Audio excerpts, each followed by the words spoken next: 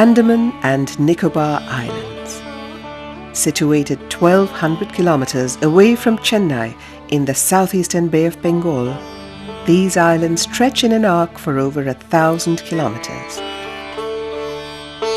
More than 500 islands constitute this prominent Union territory, but only 38 of them are inhabited, with a total population of 3.5 lakh people.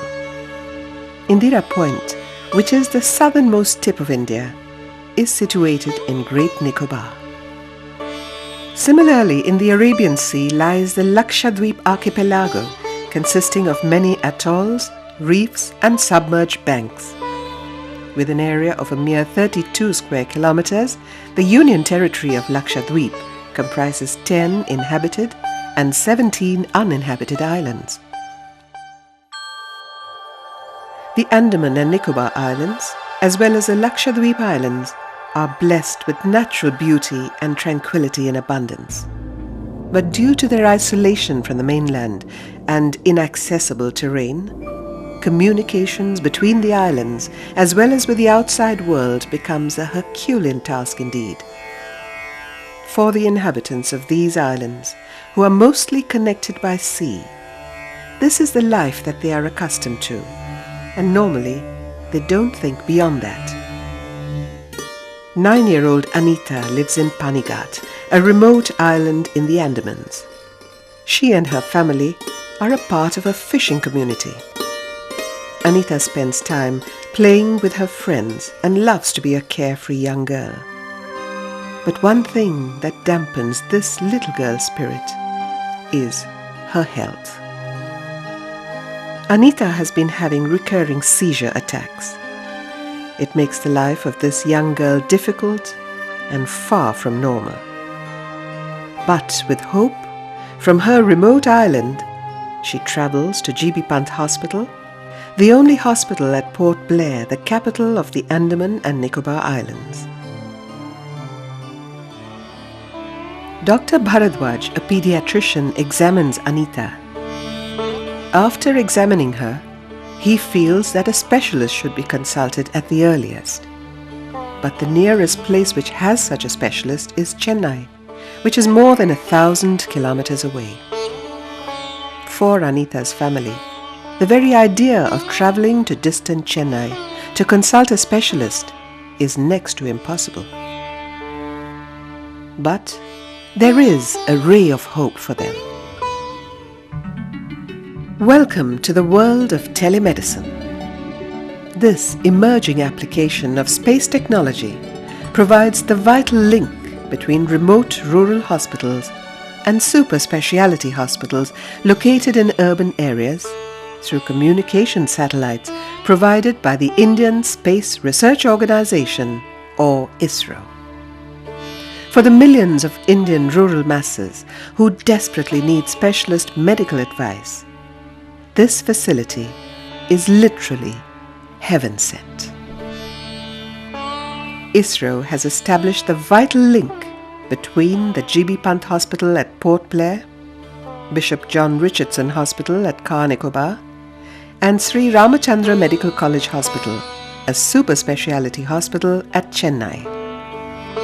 Similar facilities have been established between the islands of Lakshadweep and the Amrita Institute of Medical Sciences at Cochin, Kavaratti the capital, Amini, Agatti, the major island of Androt, and Minikoi, the farthest island from the west coast.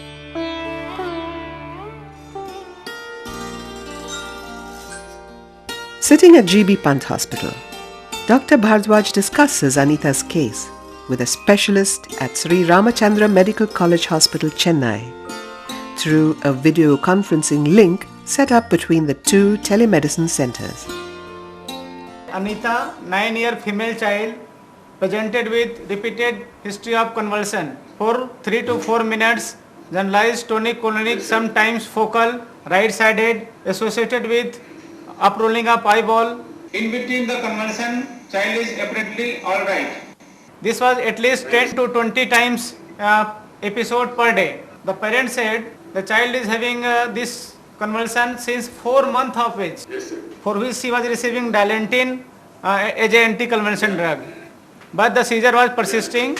We admitted the child for investigation. One interesting finding, sir, the youngest she is suffering, diagnosed recently as a pseudo-hypoparathyroidism. His parathyroid level was 258 picogram per ml with hypocalcemia, hyperphosphatemia and magnesium was normal. So what is your suggestion, sir? Right now we are giving Dilantin 8 milligram per kg body weight, clonazepam 2.5 milligram BD, and we have started calcium also. We need to give only smaller dose of the anti-epileptic drug hereafter to control the convulsions. Since the child has been having it from the very beginning, it is also possible that the child might have developed some temporal sclerosis because the child has not had good control of the seizures and it is over the course of a few months. So in that case, if the child does not get controlled with drugs, probably you will have to think of doing an MRI, the volumetric study of the temporal lobes to see whether there is any temporal lobe sclerosis and tackle it if necessary with surgical procedures. But as it stands, she needs only vitamin D, calcium to correct her convulsions along with anti-epileptic drugs. We may not have to increase the dosage of the anti-epileptic drugs as it is. It's also interesting to see that the younger sibling has got similar problem. Probably we will have to correct the calcium metabolism which is abnormal there so that the child will not have convulsions and the child may not need anti-epileptic drugs for a long time and question of temporal horn sclerosis will not arise in the second child. Thank you very much, sir. Thank for your kind advice. We will follow the treatment schedule you have advised. After MRI, we will back to you, sir. Dr. Bharadwaj, you have done a very excellent job. Thank you very much for the interesting cases. After his conversation with the specialist, the satisfaction and confidence reflecting on Dr. Bharadwaj's face says it all. Now he knows that his patient, slowly and steadily, will be moving towards recovery. Anita gets a new lease of life. A life without worry and fear of seizure attacks.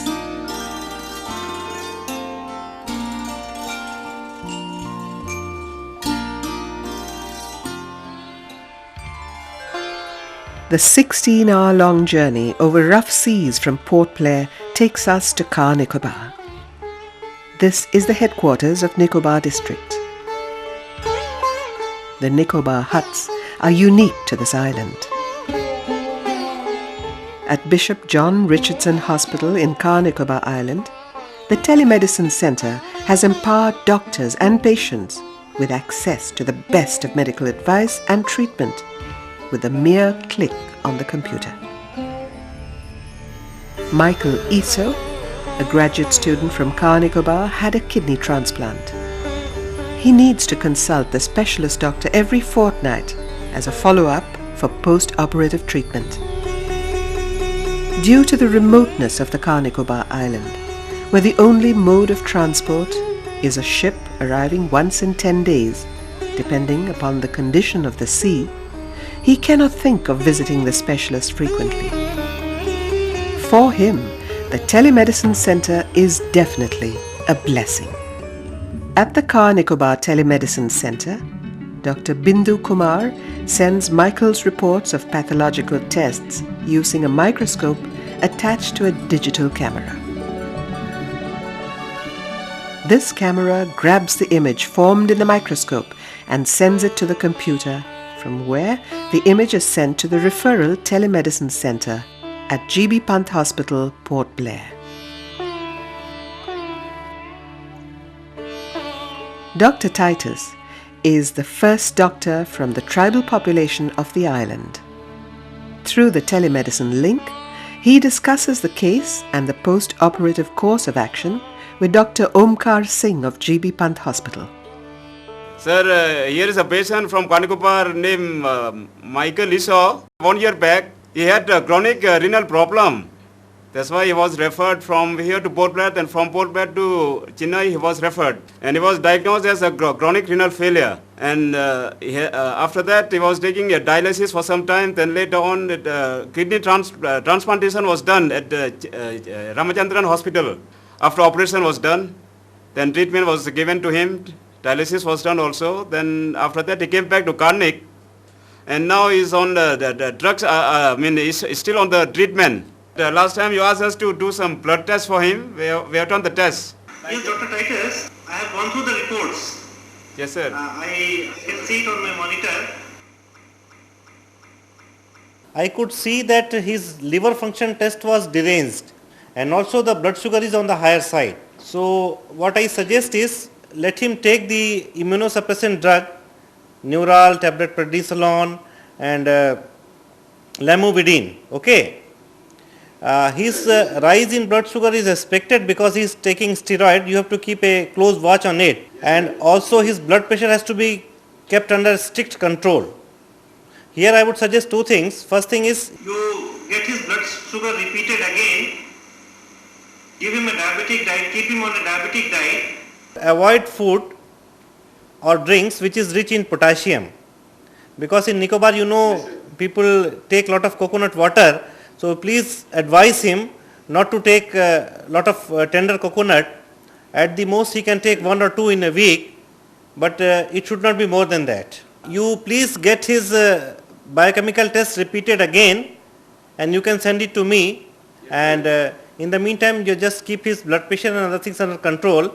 Ask the patient if he is having less urine or he is having swelling of the body or is he having fever. In that condition he should report immediately to the hospital without any delay. Thank you very much, sir, for the consultation of the patient, Mr. Michael. Okay, thank you. Bye. Watching the two doctors, Michael is assured that his kidney transplant is a success, and he is ready to follow the advice of the specialist towards a complete recovery.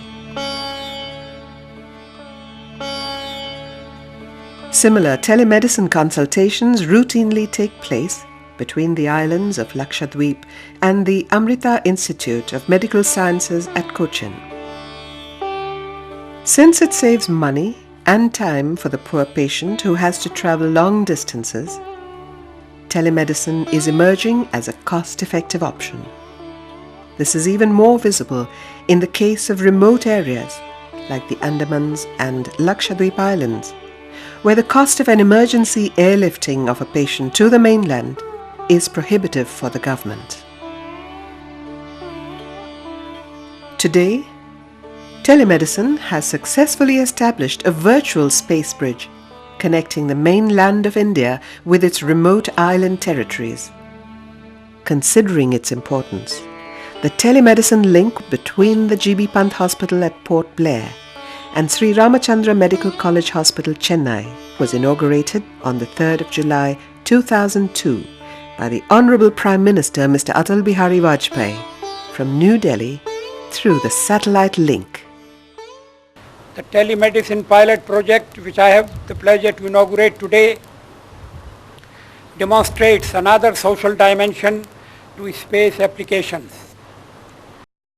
It's now my pleasure and privilege to request the Lieutenant Governor of the Andaman and Nicobar Islands, Mr.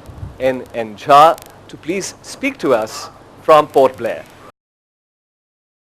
In the absence of super specialist treatment available here, they have to go to the mainland, mainly to Chennai. Usually they're accompanied by either their spouses or an attendant, and both of them go at the cost of the government. Now, I'm confident that with the facilities that are now being inaugurated today, this will be cut down substantially. So there will first of all be an economic fallout of today's inauguration. But equally important, I think, is the fact that the psychological fallout, the psychological barrier that permeates the island's atmosphere regarding isolation and detachment and distance from the mainland, this will be penetrated also. The effort of ISRO in establishing the telemedicine centers across the country is seen as a great success story in using space technology for societal benefits. only gap which telemedicine widens is that between life and death. Telemedicine extends quality healthcare to those who can only dream of it. Today, it is a faith healer for the rural patient, a hope for the doctors, and an answer to 1,000 prayers for saving innocent lives.